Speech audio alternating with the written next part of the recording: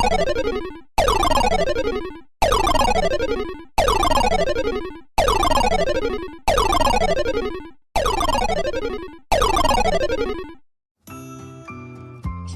warahmatullahi wabarakatuh. Pada video kali ini saya akan menjelaskan mengenai risk-based audit. Berikut penjelasannya.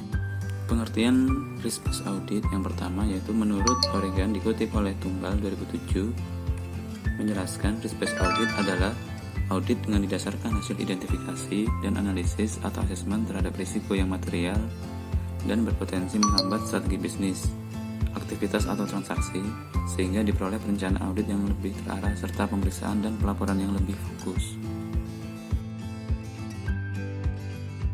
Pembahasan berikutnya yaitu mengenai ruang lingkup dan tujuan risk-based audit.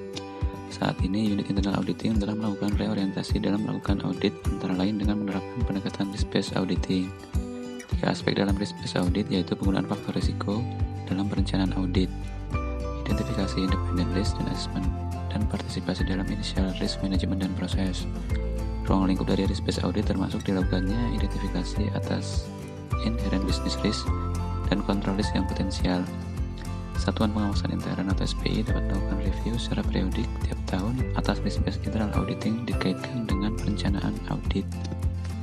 Menurut Tunggal 2007 menyebutkan tujuan umum metode risk-based audit adalah mengurangi risiko, mengantisipasi risiko potensial yang dapat merugikan operasional perusahaan, dan melindungi perusahaan dari kejadian yang tak terduga yang diantisipasi sebelum kejadian tersebut benar-benar terjadi. Yang pertama yaitu mengurangi risiko perusahaan. Berdasarkan risk-based audit yang dilakukan, maka dapat dideteksi transaksi, produk, dan aktivitas perusahaan yang berisiko tinggi. Area yang berisiko tinggi tersebut dapat diteliti dan dievaluasi penyebabnya, sehingga manajemen dapat melakukan mitigasi risiko tersebut. Yang kedua yaitu mengantisipasi area dengan risiko potensial. Risk-based audit juga mengungkapkan area mana yang berpotensi mempunyai risiko tinggi dan mungkin tidak disadari oleh auditee. Yang ketiga yaitu melindungi perusahaan. Kejadian yang menimbulkan kerugian bagi perusahaan dapat terjadi secara mendadak dan perusahaan tidak siap menghadapi. Hal ini menimbulkan kerugian yang berpengaruh besar pada perusahaan. Metode risk-based audit memungkinkan perusahaan siap menghadapi risiko dan mengantisipasi dari kemungkinan kerugian yang berdampak besar bagi perusahaan. Pembahasan berikutnya yaitu mengenai metodologi risk-based audit, yaitu perubahan pendekatan. Menurut Tunggal 2007, internal auditor perlu merubah pendekatan dalam melakukan audit, yaitu dari pendekatan tradisional menuju risk-based audit. Secara umum perubahannya adalah: yang pertama, perencanaan audit berbasis risiko, mempergunakan waktu audit yang lebih banyak pada area yang berisiko tinggi dan merupakan sasaran perusahaan terpenting. Yang kedua, memastikan bahwa sumber daya audit yang terbatas telah diberdayakan dengan optimal. Adanya keterbatasan sumber daya auditor atau SDM, waktu dan biaya, maka risk-based audit dapat menghemat anggaran perusahaan dan lebih efisien, karena prioritas pada area yang mengandung risiko tinggi, baik dalam tingkat kemungkinan terjadinya maupun dampaknya.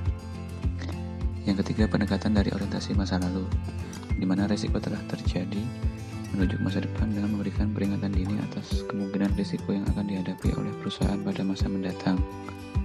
Yang keempat, risk-based audit lebih dituntut untuk melakukan evaluasi kecukupan dan efektivitas internal control, risk management, dan governance proses.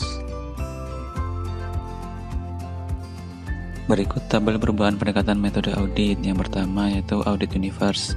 Audit tradisionalnya itu lebih mengutamakan area finansial dan kepatuhan kepada kebijakan dan prosedur internal.